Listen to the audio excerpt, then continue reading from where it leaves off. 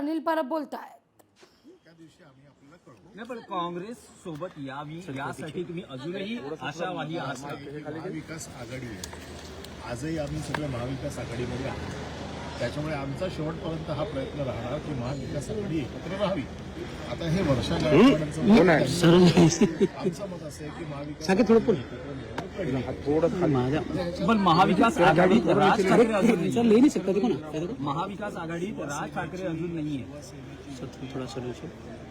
सेनेबरोबर होती.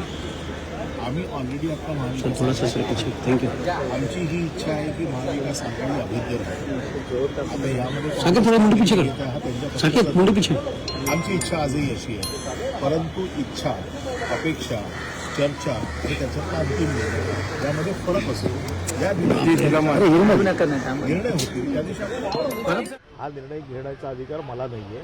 ते नेते ज्या वेळेला निर्णय घेतील त्यावेळेला ते आपल्याला कळवतील ना. आणखी एक माहिती अशी मिळते की एकनाथ शिंदेचं असं म्हणणं आहे की जो मराठी बहुल भाग आहे त्या भागात, म्हणजे जिथे मनसे शिवसेना लढणार आहे आणि मराठी बहुल भाग आहे, तिथे त्यांना जागा जास्त देण्यात याव्यात. ते त्यांचं म्हणणं त्यांनी भाजपकडे मांडायचं आहे ना. त्याचं उत्तर मी काय देऊ. पण तुमची लढाई कोणाशी असेल? आमची लढाई आमची लढाई जो आमच्या वॉर्डामध्ये आमच्या समोर येईल त्याच्याशी आमची लढाई. 14 संक्रांत आणि 15 तारखेला मतदान ठेवण्यात आलेलं आहे. याचा किती फटका बसू शकतो? कारण की संक्रांत हा महाराष्ट्रात मोठ्या प्रमाणात साजरा केला जातो आणि लाडक्या बहिणी त्यावेळेस माहेरी जातात, त्यामुळे अनुपस्थित राहू शकतात मतदानाच्या दिवशी. हे तुम्ही मला नवीन नवीन गोष्टी शिकवत आहे आणि तुमच्याकडनं बरंच काही शिकायला मिळतं, त्याबद्दल मी तुमचा आभारी आहे. फॅमिली बिझनेस अशा आशयाचे बॅनर्स हे मुंबई वरळी परिसरात लागलेले पाहायला मिळाले.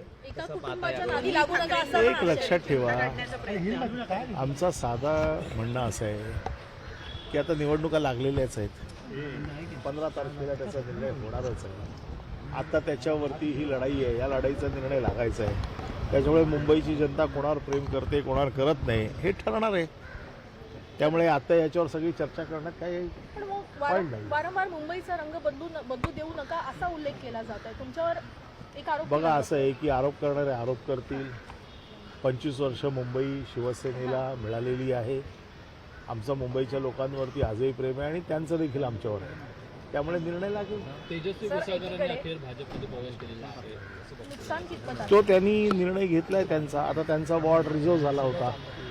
आता त्या वॉर्डातनं त्या निवडणूक लढू शकत नव्हत्या. दुसरा वॉर्ड त्यांना असं त्यांचा काय निर्णय त्यांनी का घेतला त्याचं उत्तर मी देऊ शकत नाही. न्याय मिळवून देण्यासाठी मी या पक्षामध्ये आलेली आहे. ठीक आहे ना, त्यांनी जे सांगितलं त्याच्यावरती मी कसं उत्तर देणार. त्यांच्यावर दबाव असू शकतो, त्यांनी पक्षप्रवेश करावा या नाही. मला असं चौकशी आणि त्यांचा पक्षप्रवेश मला असं कुठलाही त्याचा असा अर्थ वाटत नाही किंवा असं काही वाटत नाही आहे. तो त्यांचा स्वतंत्र निर्णय आहे. विनोद घोसाळकर आजही शिवसेनेबरोबर आहेत. आम्ही विनोद घोसाळकरांना ओळखतो. त्याचं कारण असं आहे की ते मूळ कार्यकर्ते आमचे ते. चला, धन्यवाद. थँक्यू. या घडीची महत्त्वाची एक बातमी, एक अपडेट खरं तर समोर आलेली आहे. तर राज ठाकरे, संजय राऊत आणि अनिल परब यांची चर्चा झाली. राज ठाकरेंच्या भेटीनंतर अनिल परब यांनी माहिती दिलेली आहे. मुंबई महापालिकेच्या पार्श्वभूमीवर चर्चा झाल्याचं परब म्हणतात. तासभर तिघांमध्ये चर्चा झालेली आहे.